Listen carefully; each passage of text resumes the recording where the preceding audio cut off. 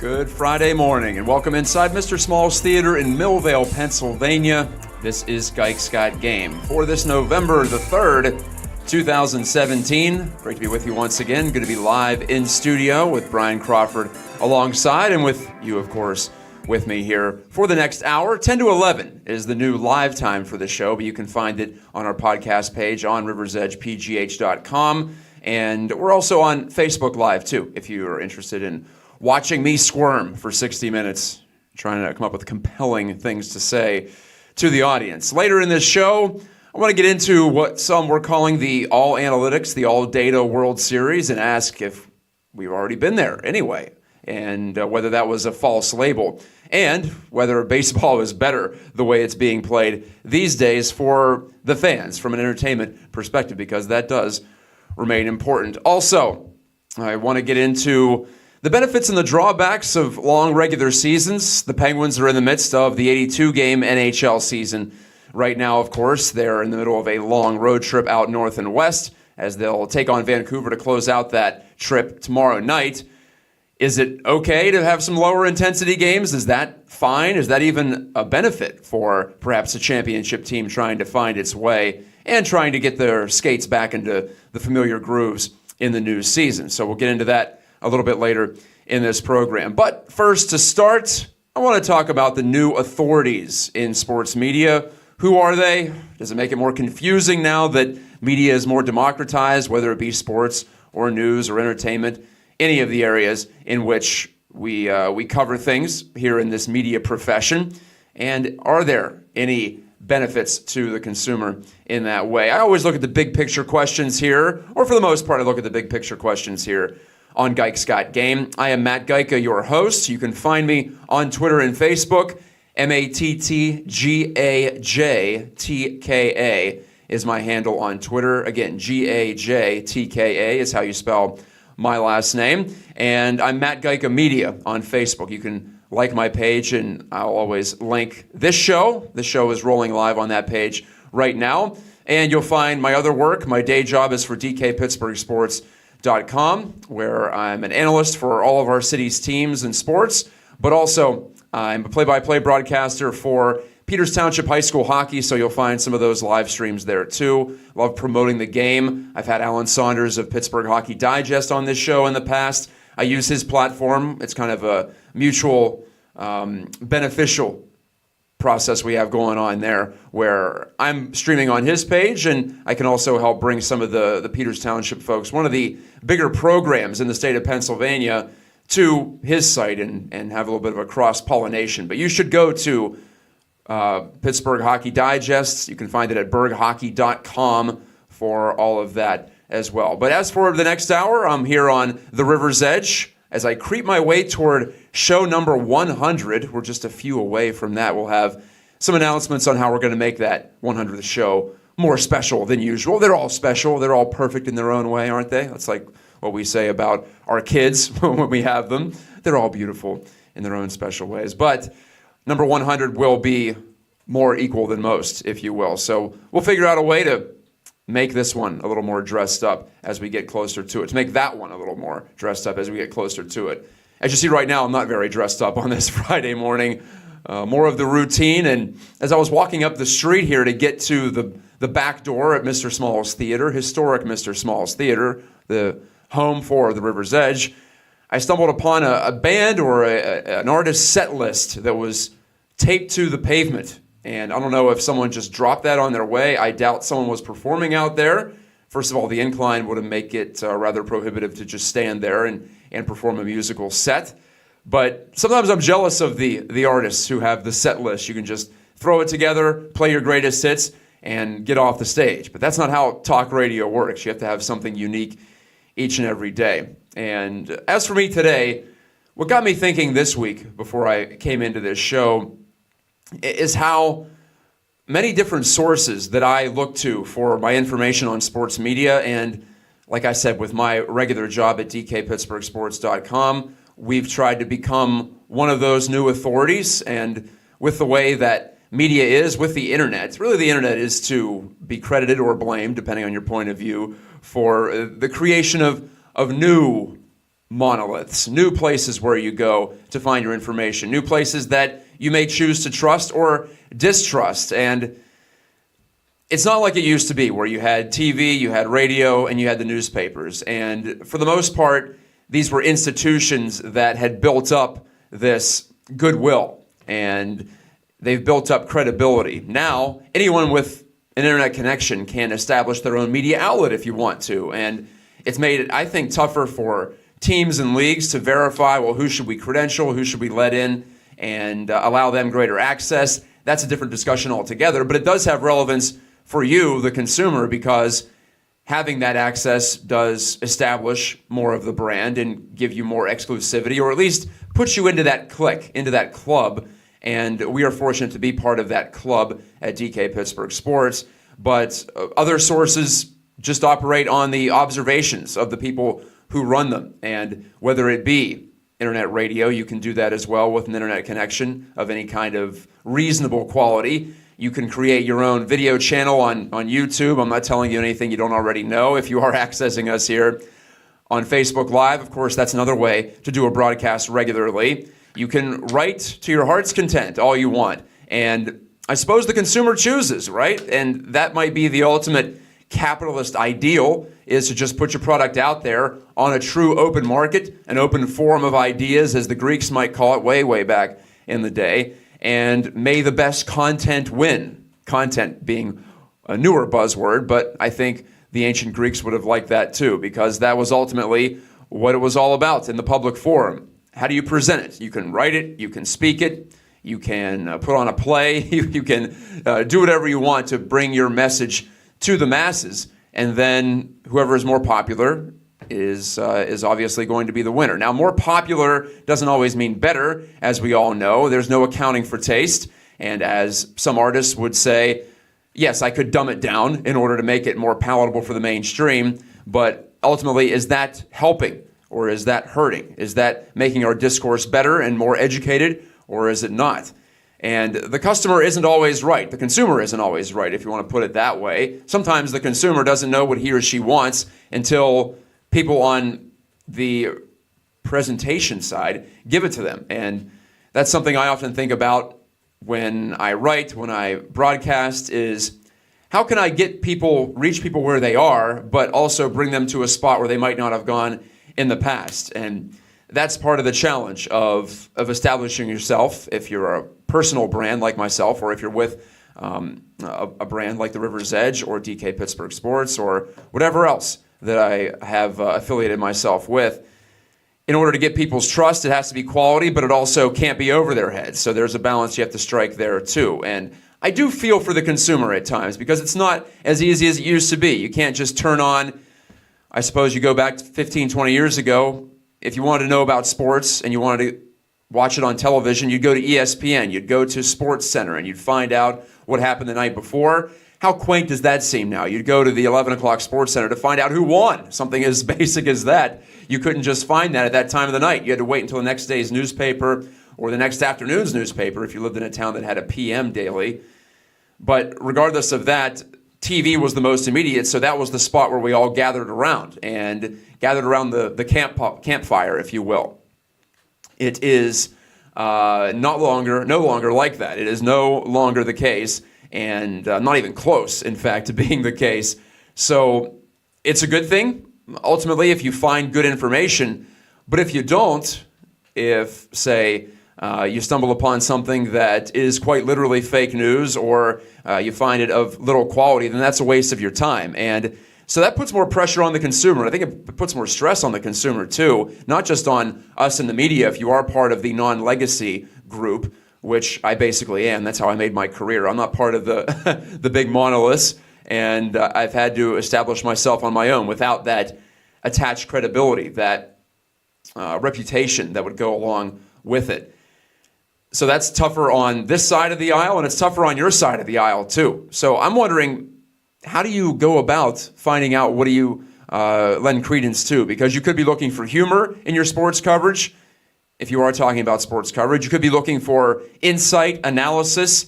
I think you can get it all at certain sources, but what each person wants, what each sports fan wants, is very different, isn't it? And we all have to consider that when you can go to different places to find these things, that also balkanizes the media, if you want to use that term. It separates it up, and it makes it more specialized. And we're seeing that with anything from Netflix and, well, suddenly YouTube TV. If you watch the World Series on Fox, plenty of advertisement about getting live TV without buying the big cable packages.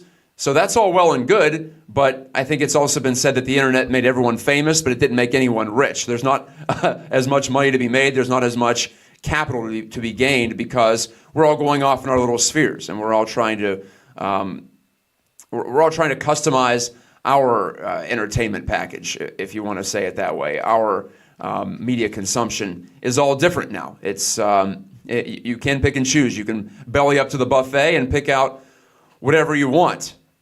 And again, it does make for a more challenging environment for all of us. I think ultimately it's good that there are more voices out there, and that people like myself don't have to go work for a Pittsburgh Post-Gazette or a 93.7 The Fan or a WPXI up the hill here in order to be heard. You can be heard in many different ways, but it is tougher, and there's not just that one-stop shop in order to find people who have that credibility. So I catch 22 as always, and case in point, I watched the World Series on Fox. That's the one spot where you still have the authorities, is who carries the games. The games themselves, and that's why I think getting involved with the games and doing broadcasts around the games, doing things live, being the official media outlet of a particular sport or an event, that still has the biggest value. And that's why you've seen entities like ESPN go into live sports rights, because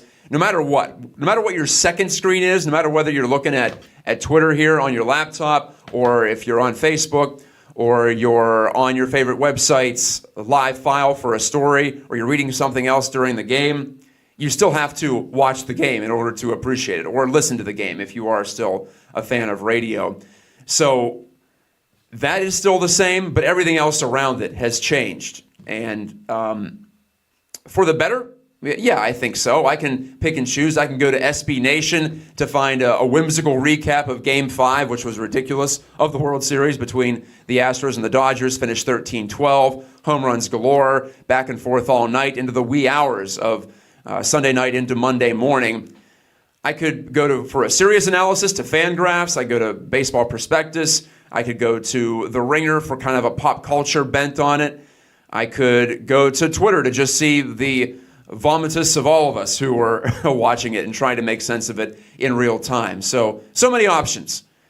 But there is more pressure on all of us, and there's more of a chance also you miss out on something important because you're going around the periphery of it. So I think the great sorting out will continue, and ultimately we're not really going to be any different than what we used to be. There will be the new authorities that rise up from this balance of power, from this new system, from the open nature of the internet.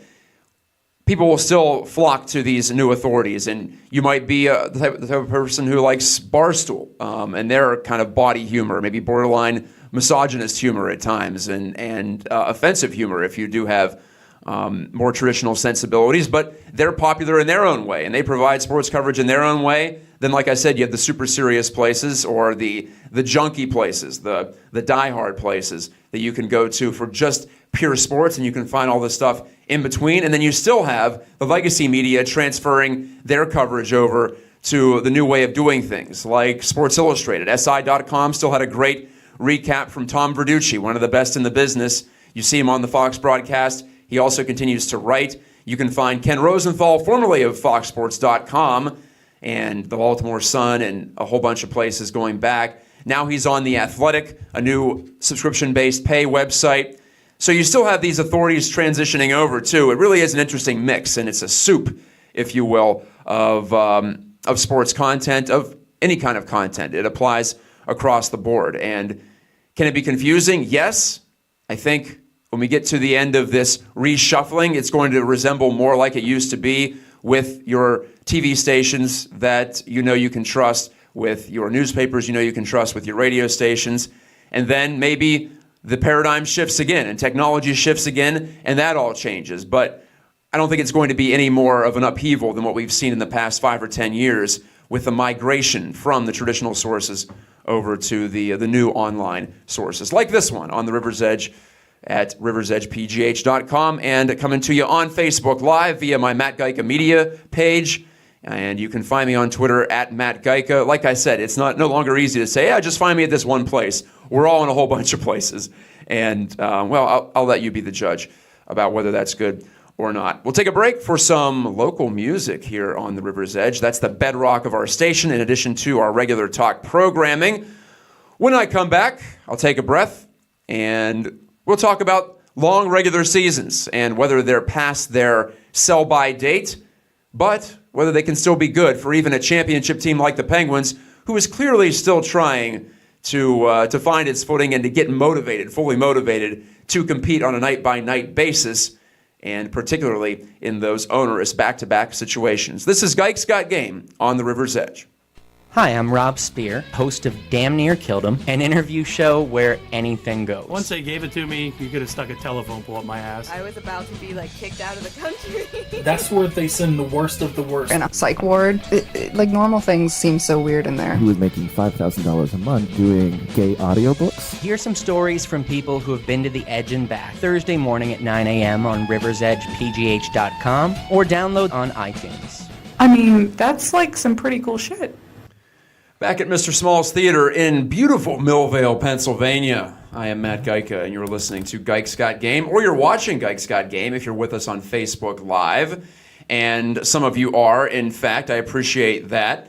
In fact, as well, there are some comments, at least one comment from Rodney McNavish on the live stream.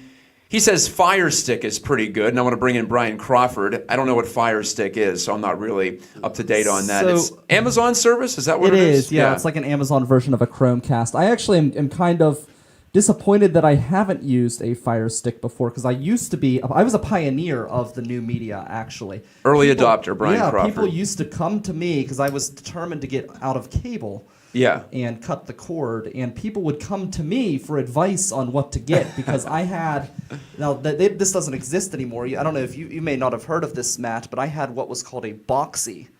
I had a Boxy. Yeah, I have not heard of it, no. So a Boxy was one of the early video streaming type of devices that was used to help people cut the cord.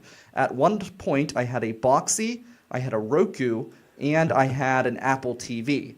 And the Boxy is kind of out of date, but one of the nice things about the Boxy is the remote was a little bit longer and a little bit thinner than this cell phone, but it had a full physical keyboard, which was really nice. So whereas the Roku, you either have to download the app or you have to click a bunch of arrows to click the letters that you want to search for something. Yeah. Wow. With the Boxy, you could just, like an old school cell phone that, like the ones that would slide up, it had that same type of keyboard, and you could type in the show you wanted to find. And they had a feature that would connect it to videos all across the internet, similar to like things like YouTube and other things like that. Mm-hmm. So I had all three of those. Now I have a newer Roku. I still have the Apple TV, but I don't use it very much because I've got a Droid phone now. Yeah. And I have a Chromecast, which is fantastic with the Droid phone, because you can actually cast your phone's screen right onto the TV, which is cool. Pretty spectacular. I am looking into cutting the cord, by the way. I just find myself only watching 2 or 3 stations, and I think, what can I get by without at this point? That makes me pretty common among my generation. I'm 32 years old. Maybe I'm on the older side of the millennials, but you have to be cautious with that, because, and this sounds crazy, but we actually pay for television, but we can't access it at my house. And the reason why is because it was actually cheaper to get a package with internet and TV than it was to just get internet by itself. So what we did is we got the package with internet and TV, but we refused to rent the box, which allows you to watch the TV. Then they take that off the cost. So we're actually paying for television we can't access, but the bill is less than if we were to just buy internet. So you still win. Yeah, it makes no sense at all.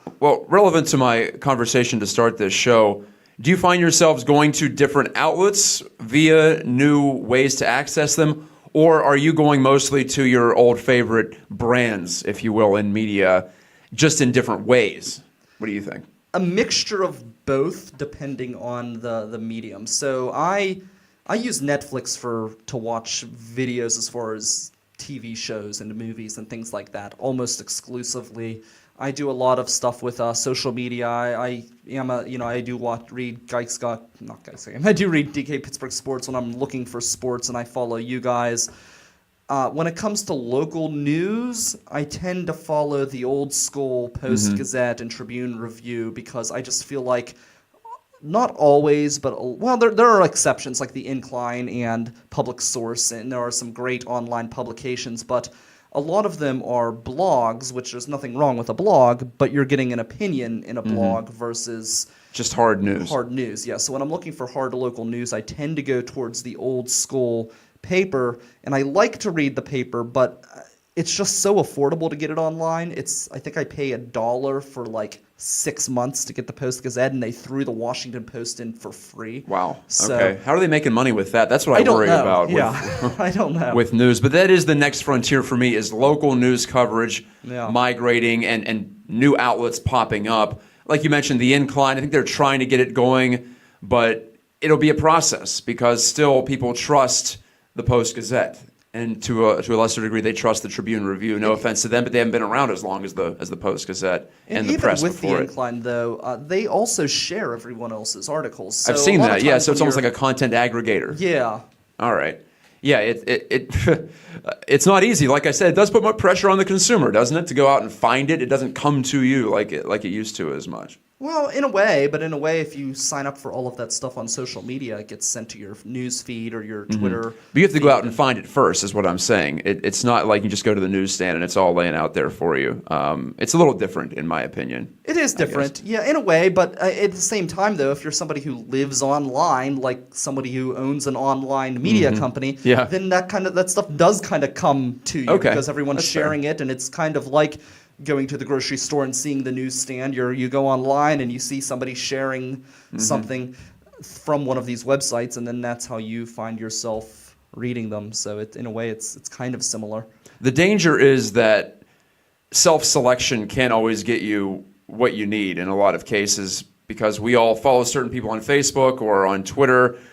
And so in a lot of ways, we're designing this experience when in reality, things that we might need to know would come from outside of our interest areas. So that's what I worry about too. And for sports, it's less relevant, but for news, I think it is more relevant. I do worry about that. That's a good point. My big thing is you have to make it a point to listen to people outside of your perspective. Yeah, outside your bubble. People don't want to do that, but really you have to get a different point of view. Mm-hmm. Well, thanks, Brian. Yeah. You're always good to talk to on this topic because, like you said, you are running a non-traditional media source here, and it is, I think it's fun in a lot of ways to establish that, but there also are challenges to getting into people's brains and making them think of you first, or at least think of you at all when it comes to reaching out to the greater media realm. This is Geiks Got Game on the River's Edge. A quick discussion there with Brian. In fact, we'll take a step out. That went long enough. I want to give my own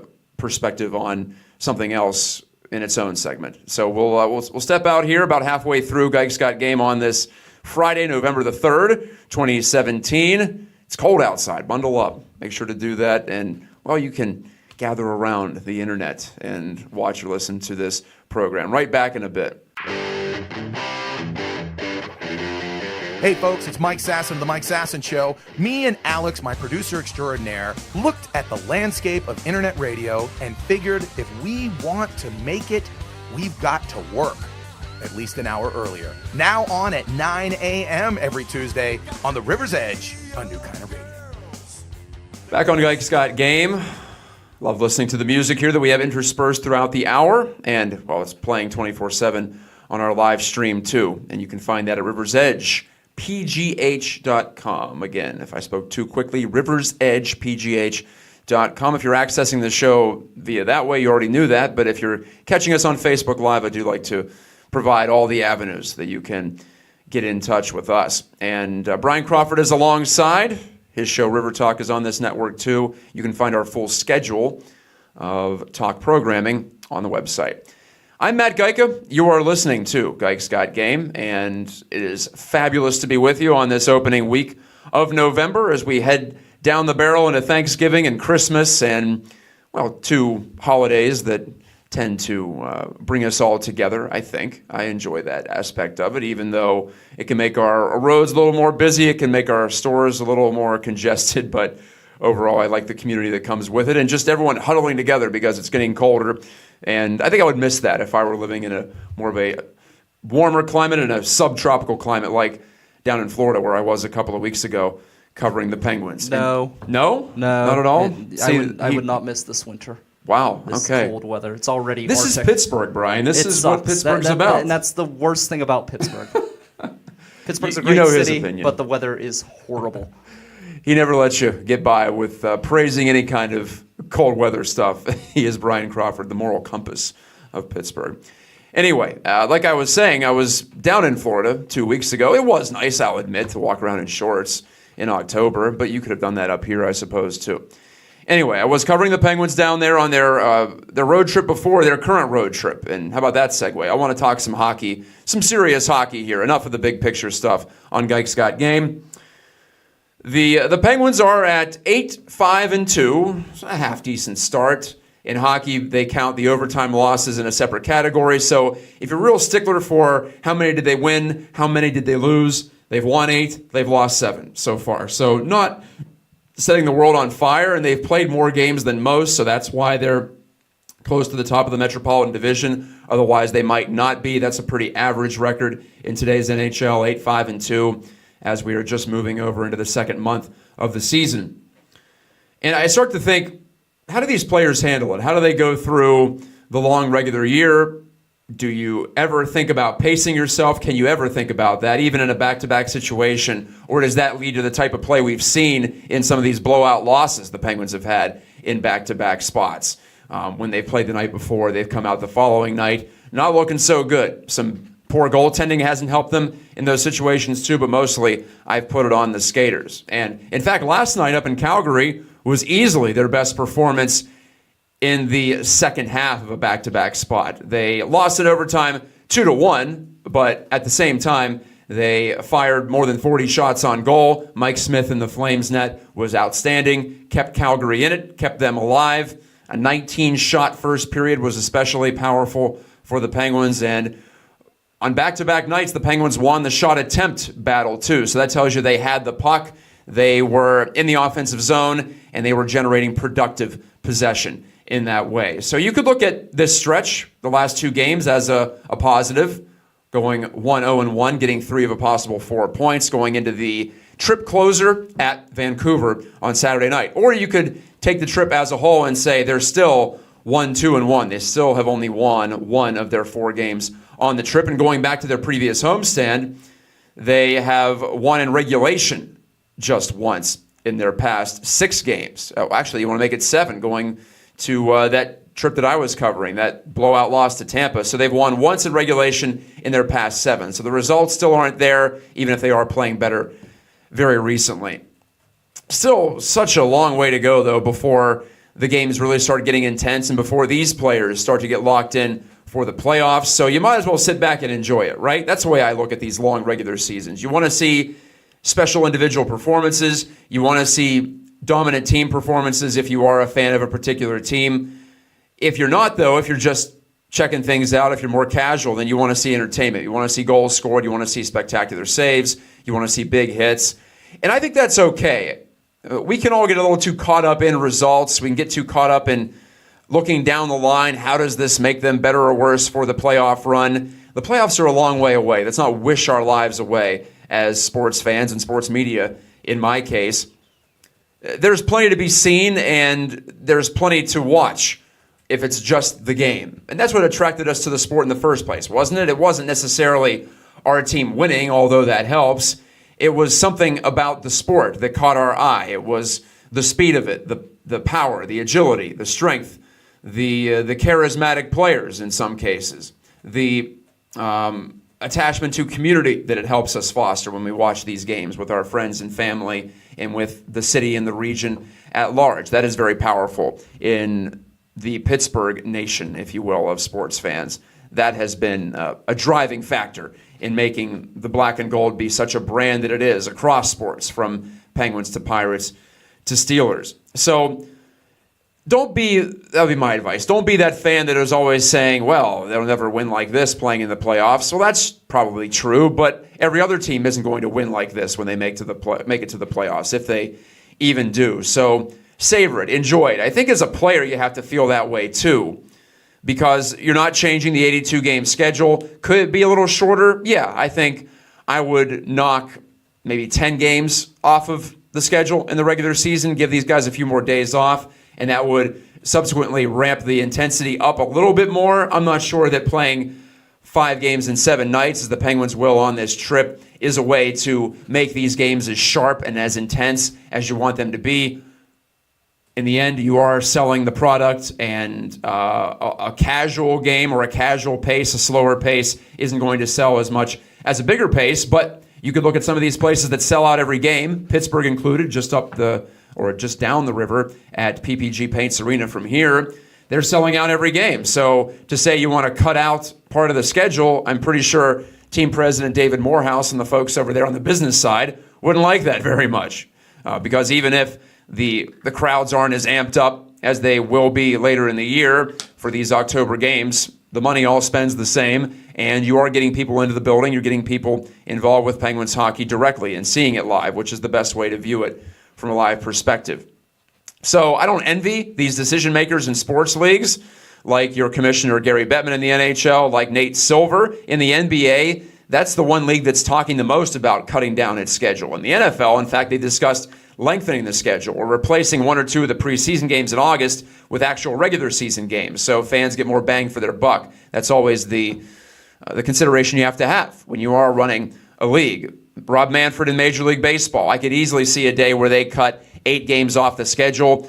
Tracy Ringlesby, a longtime reporter from out in Denver, covering the Rockies in Major League Baseball. You'll probably see him occasionally on Major League Baseball Network, MLB Network, if you do watch that, and I do for my baseball coverage. He floated something out which I think had more to it than just him rambling on and saying his own perspective. He was saying about a 154-game schedule or a 152-game schedule or a 156-game schedule. Anything is better, I think, than 162, which is a little much. Give each team a guaranteed day off every week, and I think you'll be better off. You'll see better competition ultimately, and you'll build some scarcity that leads to demand, right? That's the one thing, too. You don't want to overflood the market with supply, and that knocks down demand. I'm no economist, but at least I know that much about how capitalism works. So you don't want to devalue the product by giving the fan base too much of it. So that is a balance here. But as we are right now, as the current state of sports is right now, it's not probably going to change too much from where we are, which is close to the point of saturation. So the best you can do as a fan, as a player, is to embrace the joy of the game. Don't take it entirely seriously. Yes, you can get concerned if you don't like what you see from both a fan or a player perspective. But take it for what it is. And there are a lot of times, for instance, early in the regular season, where you can see things that you might not see later in the year when the stakes are higher. When the stakes are lower, you'll see players more likely to try things, to experiment. And that lower intensity can actually lead to more creativity. So let's not say that the early season hockey is necessarily worse, or early season anything is necessarily worse than later season sports action because of that factor. In fact, I tend to like it early on. We're already seeing these teams tighten up. Early on in the season, in hockey, it seems to me that the offense is ahead of the defense. Teams tend to forget how to play cohesively. It can lead to more sloppy play, and it can also lead to less effective play if you're a team like the Penguins that needs to operate in a cohesive attacking fashion as a group, where they're not going to look very good and they're going to be scattered all over the ice. But for the most part, more chaos does favor the offensive side. So I'm always in favor of more disheveled play because it can lead to more surprises and things popping out of nowhere. Perhaps you get tired of that past a certain point and you want to see more team play. You want to see better team play filter its way in. And yes, that can be more aesthetically pleasing to watch, but there are also ways to train your brain to see value in all stages of the season and in all forms of it. And that's something I've tried to do with say, lower scoring games. I think I've gotten better at it as I've appreciated the nuances of the game as I get older, as I see more of hockey, as I see more of baseball, of football, of basketball, of soccer. You can appreciate that more, even though I tend to lean more toward liking offense. I'm just that type of a fan. That's probably not going to change in my lifetime, no matter whether I'm working in covering sports or if I'm just on the outside being a consumer. This is Gike's Got Game on the River's Edge. I am Matt Geica, your host. Just about a quarter hour left. Boy, it flies by, doesn't it? Every Friday morning here at Mr. Small's Theater in Millvale. When we return, I'll talk about a label that was applied to this past World Series that is just over that I don't think was entirely accurate. Keep it right here. Brian Crawford letting you know that Kevin Slogic, my State Farm agent in Allison Park, is here to help life go right and reminds you that you're listening to the River's Edge Radio Network. That is music from across state lines, one of the many local artists you can hear here on the River's Edge, riversedgepgh.com. And a reminder, after my show is over, just past 11 o'clock, Brian Crawford, the man to my left, will be joined by a couple of folks from the musical group, speaking of music, Spare Change. They'll be in to talk about an effort to help local folks battling diabetes. So Spare Change is a group that tries to basically incite people to give to charities and be charitable through their musical efforts and through their videos. You can find them on Facebook. You can find them right now. If you are watching on Facebook Live, in fact, you can go right down into the comments, and Brian has posted a link to, or has posted a comment, I should say, a little bit more detail about all of that coming up in just a little bit. So look forward to see that here on the network. It's also riversedgepgh.com/live where you can locate that too. It's not just on Facebook where we do stream these videos. And you can follow us on TuneIn as well in order to listen to our programs and our 24/7 radio stream from your phone, from your home media player. We were talking about different ways to access things and how that affects the content that we access. We have it via TuneIn now. We're right on there, and we're on in so many different ways. There's no excuse to not listen to the River's Edge, is what we're trying to say at this point. Last segment of Gike's Got Game for this November 3rd, 2017. I am Matt Geica. Great to be with you. You can find me on many places. Facebook, Twitter. Last name is spelled G-A-J-T-K-A. Blame my Polish ancestors for that one. I'm not changing it for you people. You're going to have to figure out a way to spell it or remember it. It kind of rhymes. G-A-J-T-K-A. That's what I always tell people, at least, to make myself feel better. Some things coming up in Pittsburgh sports this weekend, kind of under the radar. Robert Morris Hockey returns home. They'll play Holy Cross down at Neville Island. I'm always trying to promote local hockey. You know that about me. And if you haven't gone down to Neville Island, to 84 Lumber Arena, or pardon me, I think that name has changed, so I apologize for that. Go to RMU Island Sports Center. I'll keep it safe. That's a complex on Neville Island where the Colonials play Division I hockey. They're taking on their Atlantic Hockey Conference rival in Holy Cross this weekend. I'll be there for my first college hockey experience of the year. It's not just pro hockey. It's not just the Penguins that's in town. You have Robert Morris. You have the Johnstown Tomahawks junior team. You have out in Ohio the Youngstown Phantoms. You have the Wheeling Nailers if you want to make the drive that far. You have local high school hockey. You have Chatham University now establishing a men's program in Division III. You have club hockey at Pitt and Duquesne and at Robert Morris. Men's and women's Division I hockey at Robert Morris. So many options if you love the game and if you want to get involved with it and be part of more of an intimate atmosphere. I know that it's great that the Penguins are popular, but a lot of times it can be like your favorite band goes really big and you feel less of a stake in ownership. You feel like they've gone so big that everyone feels like they know the team. You can really get to know a team at some of these lower levels and some of the different styles of play too. You might be intrigued by, say, the college hockey brand or the junior hockey brand more than you are what you see in the NHL. So give it a shot if you do have that chance. And one more plug for my buddy Alan Saunders, who covers all of that at berghockey.com. It's his Pittsburgh Hockey Digest from high school all the way up to major college. Let's talk some baseball, though, to wrap up Gike's Got Game. No football talk today. The Steelers are on a bye week. So is Pitt. And I don't get too much into college football anyway, but it is a quiet couple of days coming up before things get ramped up, and consider this your halftime break, if you will, in the local football season. Although, if we're talking high school, the WPIAL playoffs, the WPIAL playoffs begin tonight. So I'm sure many of you are going to be heading out to the various stadiums for some Friday night lights. The lights have been turned off on the baseball season as the Houston Astros, congratulations to them, with none other than Charlie Morton pitching the last 4 innings. The former Pirate has rekindled his career in Houston with the help of their coaching and their analytics department down there. Houston seems to be at the forefront at getting the most out of pitchers who had previously had success. Justin Verlander is probably the best case of that. The Astros, using some high-tech slow-motion cameras, detected a different way that Verlander should have been throwing his slider to get more out of it. And you just look at his results after his trade from the Tigers to Houston, and one of the all-time best pitchers getting back on his game and getting a World Series ring out of it, which I think we all can agree he deserved to have one of those to add to his Hall of Fame resume. He's going to the Hall of Fame. There's no ifs, ands, or buts about that. But more to the point, with Houston and Los Angeles, the Dodgers playing in the World Series, you saw much coverage, and deservedly so, about how both sides are using data and analytics to assist their decision-making processes.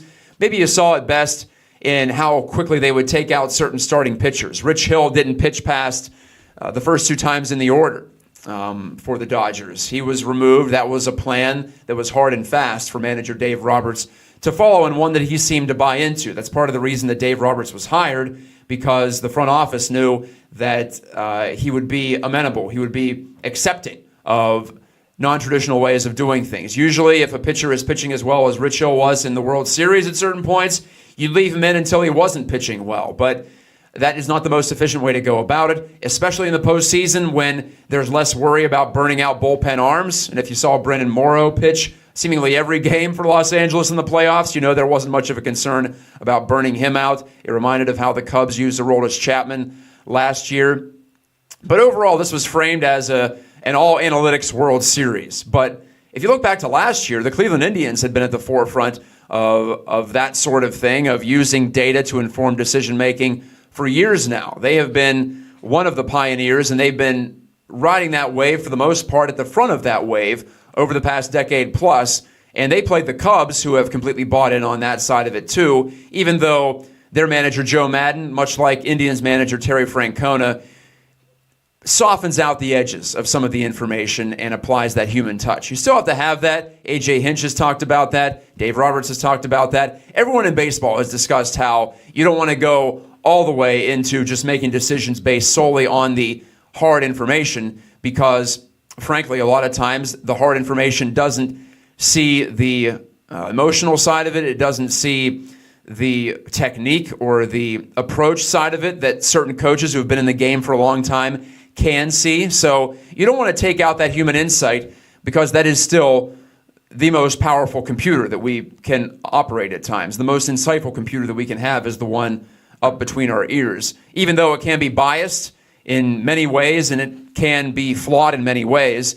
I still think the best way to make a decision is to weigh what we see and feel with our brains, in addition to what's on a spreadsheet or what a computer can spit out to tell us what we're seeing. A lot of times the eyes can lie, but sometimes the eyes can add a lot of context. But I just found it amusing that this was called the All Analytics World Series, or this was felt to be the data-driven World Series, when, like I said, last year with Indians-Cubs, we had seen that. Now, you go back a couple of years to Royals and Mets, maybe not, but 2016 for me was really the showcase of this newer approach. And I don't know if it's really going to work long-term in some of these areas. For instance, bullpenning.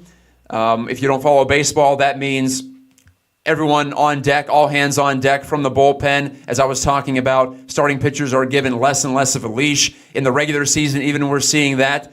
Starting pitchers accounted for 5.5 innings per game. That's the lowest of all time in the regular season, and it dropped down even further in the postseason, because numbers show and results show that we can see with our own eyes that relievers do better when they come in than starting pitchers who are on their second or third, or heck, heaven forbid, their fourth time through the lineup, with just a few exceptions. The all-time greats like your Kershaws and your Verlanders, you can give them more rope. But for the most part, the middle-of-the-road guys or even the above-average guys are better served on the bench after they get so deep into a game. And with the postseason, with the extra days off, and with the whole offseason ahead of you, very close ahead of you, then you can be more aggressive as a manager. I don't know if we saw some of that wear down in the latter stages of the World Series. I think Game 5 would be a good example of that with a 13-12 final score, and some guys like Los Angeles' Brendan Morrow looking completely burned out. There's a limit to that, and when you get to the end of the month, when you get to the end of October, and you've been doing this for so long, and maybe the adrenaline is finally starting to wear off for some of these guys, and they're burnt. There's nothing left in those arms. That could be a place where you could shift back toward the end of the postseason. But overall, it appears baseball is going to be played this way. And it does slow down the game with all the pitching changes. I think Rob Manfred, the commissioner of baseball, as I've talked about previously on this show, has to stay on top of pace of play. It can be a drag. It can be a slog if one of your two teams, if one of the two teams that are playing aren't one of your teams that you watch or that you follow, that you're emotionally attached to. But overall, I'm always going to watch the World Series. I'm going to stay locked in for the biggest games of the year, and I think baseball can at least rest on that. Now, regular season play and earlier in the postseason, they might have to worry about keeping people engaged, but there's only so much you can do, right? Without legislating out, say, pitching changes or mound visits. That's one area you can cut out some dead time. With replay being more of a thing, more of a presence in baseball, you could probably cut out catchers running to the mound to discuss pitches. You're going to have to get rid of that. If you want to give them Bluetooth headsets, heaven forbid, don't let them go out to the mound and just kill time endlessly. I'm trying not to kill time endlessly at the end of this show. In fact, I've run out of time, and that's often the case, isn't it? I feel like, well, I've got an hour to fill, but the hour gets filled up rather quickly and rather easily when I'm on here talking with you. When I'm talking with Brian Crawford, it's also very good. Thank him for his contributions, not just on the keyboard here and running the show literally, but also chiming in our second segment of Gike's Got Game. I will be back here in studio next week for another edition of the show on November the 10th. Until then, you can access the programming, riversedgepgh.com, and on our Facebook page. This is Matt Geica reminding you that when the radio fades, you know life's moving fast. Great to be with you once again, and have an awesome weekend.